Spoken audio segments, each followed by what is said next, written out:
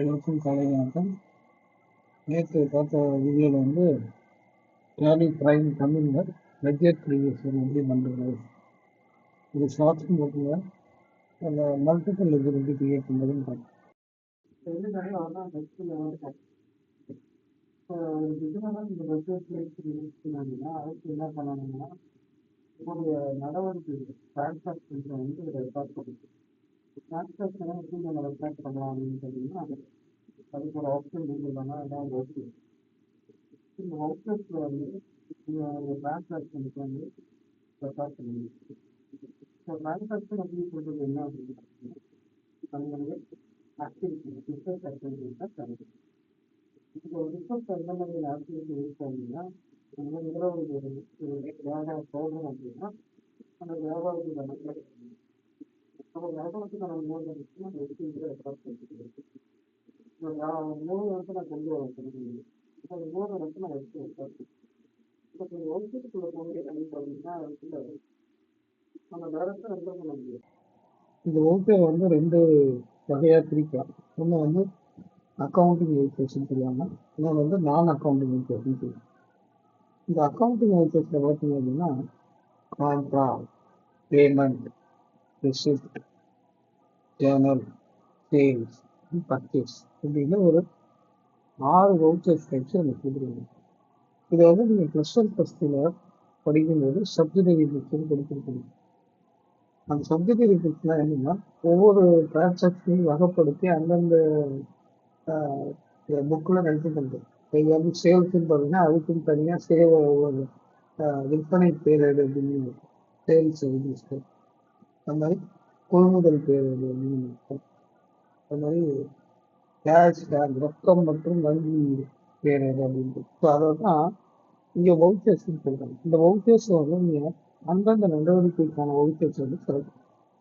இப்போ நான் கான்ட்ரான்னு சொல்லியிருந்தேன்னா என்னன்னா உங்களுடைய வங்கி நடவடிக்கை பேங்க் டிரான்சாக்ஷன். வங்கி நடவடிக்கைகள்லாம் இல்லை. இப்போ நீ வங்கியில் போய் பணம் செலுத்துறது, வங்கியில் போய் பணம் பெறுறது. அப்போ வங்கியில் பணம் செலுத்துறது, வங்கியில் பணம் பெறுறது அப்படின்னா என்னன்னா bank deposit and bank withdraw. அப்போ ஒரு வியாபாரம் பண்ணும்போது நம்ம இன்னைக்கு இருக்க இந்த நவீன உலகத்தில் நம்ம எல்லாமே யூபிஐ, யூனிஃபைட் பேமெண்ட் இன்டர்ஃபேஸ் தான் யூஸ் பண்ணுறோம். செக் யூஸ் பண்ணுறோம், டிமாண்ட் டிராஃப்ட் யூஸ் பண்ணுறோம், ஆன்லைன் ட்ரான்ஸ்ஃபர் பண்ணுறாங்க. இப்போ எல்லாமே பேங்க் இதில் தான் போகுது. அப்போ அந்த மாதிரியான டிரான்ஸ்ஃபர் விஷயங்களையும் நம்ம இதில் தான் போடணும், கான்ட்ராக்ட். அப்போ கான்ட்ராங்கிற ஒர்க் இருந்தீங்க அப்படின்னு பார்த்தீங்கன்னா இது பியூரா பேங்குக்கும் உங்களுக்குமான டிரான்சாக்ஷன், ரொக்கத்துக்குமான டிரான்சாக்ஷன். அதனால இங்கே பார்த்தீங்கன்னா ரெண்டு லெஜர் தான் உங்களுக்கு தெரியும். ஒன்று வந்து கேஷ், ஒன்று வந்து டெபிட். இதில் பேங்குங்கிறது இல்லை, நம்ம கிரியேட் பண்ணணும். இதுதான். அப்போ கான்ட்ரா அப்படிங்கிறது என்னன்னா ரொக்க நடவடிக்கைக்கும் பேங்க் நடவடிக்கைக்குமான இடம் தான் இது. அடுத்து பார்த்தீங்க அப்படின்னா பேமெண்ட் இருக்கு. பேமெண்ட் அப்படின்னா என்னன்னா உங்களிடமிருந்து ரொக்கம் வெளியேறுதல். எப்போ ரொக்கம் வெளியேறும்? கேஷ் அவுட்ஃப்ளோ நீங்கள் செலவினம் பண்ணும்போது இல்லை ஒரு சொத்து வாங்கும் போது உங்களுக்கு செலவினம். இப்போ செலவினத்தில் பார்த்தீங்கன்னா ரெண்டு விதமான செலவினங்கள் இருக்கலாம். ஒன்று வந்து வருவாயின செலவினம், இன்னொன்று வந்து முதலின செலவினம் சொல்லுவோம். அதை இங்கிலீஷில் பார்த்தீங்க அப்படின்னா capital expenditure and revenue expenditure. So what is mean that capital expenditure? Capital மூல முதலினம் செலவுனா என்ன அப்படின்னு பார்த்தீங்கன்னா ஒரு செலவை நாம் அந்த வருடத்துக்கு மட்டும் பண்ணால் அது வருவாயின செலவு. அந்த செலவை ஒன்றுக்கு மேற்பட்ட வருடங்களுக்கு அது நமக்கு பயன் தருகிறது என்றால் அது முதலின செலவு. ஸோ இந்த இங்கிலீஷ்ல எப்படி சொல்லுவாங்க அப்படின்னா the capital expenditure that are spent for more than a year, revenue expenditure that are spent for short period. இதுதான் நீங்க பேமெண்ட் வவுச்சர்ல இருக்கும். அப்போ பேமெண்ட் வவுச்சர்ங்கிறது என்னன்னா கேஷ் அவுட்ஃப்ளோ, ரொக்கம் வெளியேறுதல். அடுத்த ரிசிப்ட் பார்த்தீங்கன்னா அதுக்கு அப்படியே ஆப்போசிட்டு ரொக்கம் உள்கொணர்தல், கேஷ் இன்ஃப்ளோ. அப்போ எப்போ ரொக்கம் உள்கொணர்வோம் அப்படின்னா நம்மளுக்கு மூலதினம் வரும் பொழுது கேபிட்டல் கிரியேஷன். அது மாதிரி லோன் வாங்கும்போது லோன் பாரோயிங். அடுத்தது பார்த்தீங்கன்னா நாம் கடன் வாங்கும் பொழுது பேட்டேஜ், சாரி, டிபெஞ்சர்ஸ். அது மாதிரி நம்ம வந்து ஏதாவது வருமானம் வரும் பொழுது இன்கம், இதெல்லாம் நம்ம எதில் போடும் அப்படின்னா ரெசிப்ட் புரியுதுங்களா? ஸோ இந்த நாளை நம்ம இது பார்க்கணும். இப்போ கான்ட்ரா,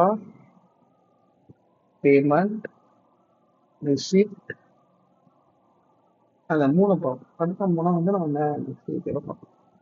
அப்ப இந்த வவுச்சர் நீங்க போடும் பொழுது முக்கியமா கவனிக்க வேண்டிய விஷயங்கள் என்னன்னு, அப்ப இங்க பார்த்து எந்த வவுச்சர் இந்த நம்பர் பார்த்தீங்கன்னா சேலரி பிரைஸ் வருது அதுவாக இந்த நம்பர் சொல்லிக்கிறது. இந்த நம்பரை நானும் ஜெனரேட் பண்ணணும் அப்படின்னா பொதுவாக அது பண்ண முடியும். பொதுவாக வவுச்சர் நம்பர் பிளான் ஆனால் நம்ம பெருசாக ஆட்டோமேட்டிக் கீழே பார்த்தீங்கன்னா பர்டிகுலர் பர்டிகுலர் பார்த்தீங்கன்னா இப்போ தூங்குற வார்த்தைகள் இந்த இடத்துல அர்த்தம் ஏன் இந்த மாதிரி வந்து இப்போ நம்ம கணக்கு பண்ணி போகுது பார்த்தீங்கன்னா வந்து நம்ம தொடர்ந்து முதல்நிலை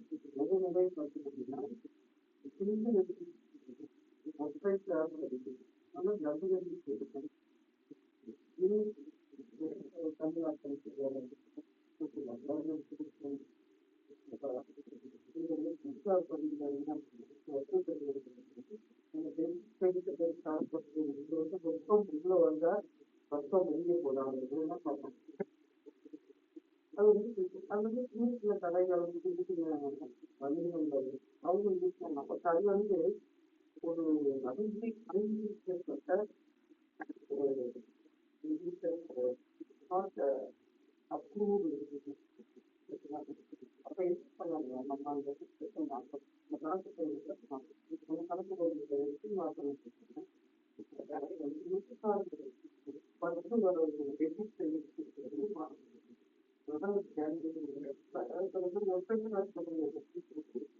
அவங்க என்ன பண்ணா இங்க வந்து பாத்தீங்கன்னா கான்ஃபிகர், இது நான் லைசன்ஸ் நடக்கும்போது சொல்லி கான்ஃபிகர் பார்த்தீங்கன்னா நமக்கு ஒரு ஆப்ஷன்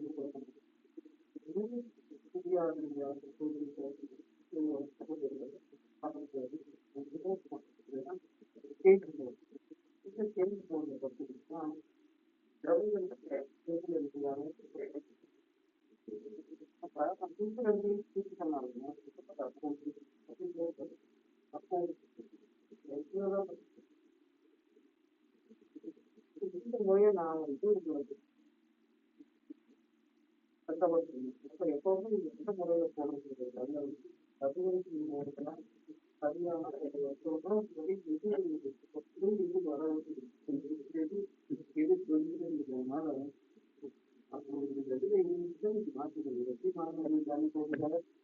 பழைய வருஷங்கள்லாம் கான்சியர்ல தான் அதாவது நாங்கள் தேனிக்கு போகிறது வந்து இரண்டாவது வந்து அந்த உடம்பு மூணு மாதம் எப்போதுமே நம்ம எழுதும்போது பத்திரதான் வச்சு வச்சுருக்கோம். வண்டி எடுத்து ரெண்டாவது அதான் நம்மளோட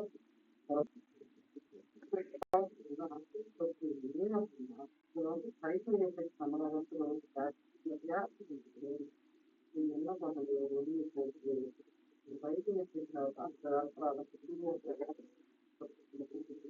பேமெண்ட் பார்த்தீங்கன்னா பேமெண்ட் வந்து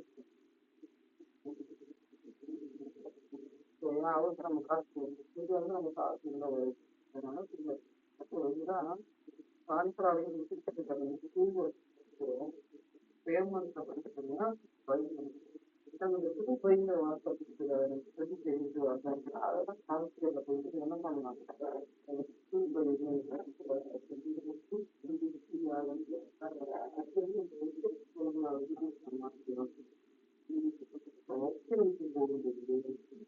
உங்கள் மனதில் இருக்க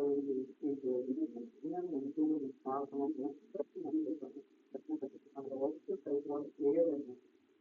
என்ன நடந்தது